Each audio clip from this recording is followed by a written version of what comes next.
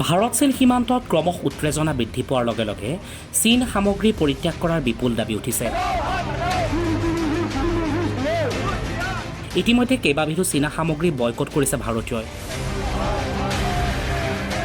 Google play ষ্টৰৰ পৰা ইতিমধ্যে কেইবাটাও চীনত নিৰ্মিত এপ নোহোৱা কৰি দিয়া হৈছে।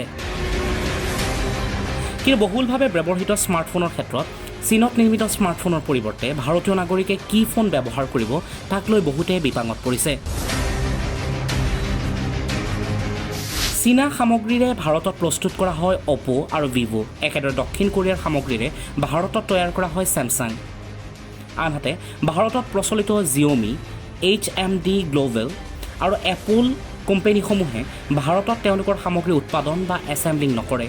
তেনে ক্ষেত্ৰত বহুতৰ মনতে এটা প্ৰশ্নৰ অৱতাৰণা হয়, কোনটো স্মাৰ্টফোনৰ কোন মডেল ভাৰতত নিৰ্মাণ কৰা হয়। ইয়াত আমি কেইটামান স্মাৰ্টফোনৰ কেইটামান মডেলৰ কথা কৈছোঁ, যিবোৰ স্থানীয়ভাৱে নিৰ্মাণ আৰু বিপণন কৰা হয়। সেইবোৰ হ'ল Redmi, Max, Poco', MI, Galaxy, Y, Reno, Narzo আদি বিভিন্ন মডেল। জিঅ'মি কোম্পানীটোৰ মতে ৯৯% স্মাৰ্টফোন ভাৰততে নিৰ্মাণ কৰা হয়। কেৱল MI 10ৰ বাহিৰে জিঅ'মি কোম্পানীটোৰ আন স্মাৰ্টফোন ৰেডমি 8 ছিৰিজৰ পৰা প'ক' X2 লৈ ভাৰততে নিৰ্মাণ কৰা হয়। জিঅ'মিয়ে প্ৰতি ছেকেণ্ডত ভাৰতত ৩টাকৈ স্মাৰ্টফোন নিৰ্মাণ কৰে। দক্ষিণ কোৰিয়াৰ কোম্পানী ছেমছাঙে উত্তৰ প্ৰদেশৰ নয়ডাত প্ৰতি বছৰে ১২০ নিযুত বিভিন্ন মডেলৰ স্মাৰ্টফোন নিৰ্মাণ কৰে। ভাৰতত এই কোম্পানীটোত মুঠ ২০,০০০ কৰ্মচাৰীয়ে কাম কৰি আছে। এই ফেক্টৰীত উৎপাদিত স্মাৰ্টফোন কেৱল ভাৰততে বিক্ৰী কৰা নহয়, ইয়াক বিদেশলৈ ৰপ্তানি কৰা হয়।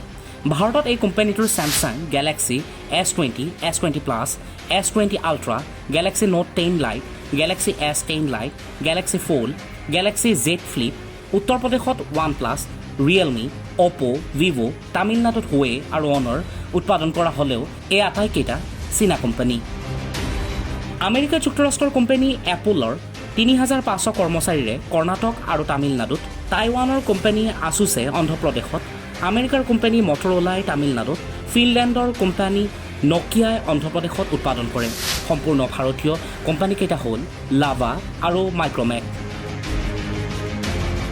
ইয়াৰ বাহিৰে স্মাৰ্টফোনৰ আন ব্ৰেণ্ডসমূহ কিন্তু সম্পূৰ্ণৰূপে বিদেশী। News desk reporter Assam.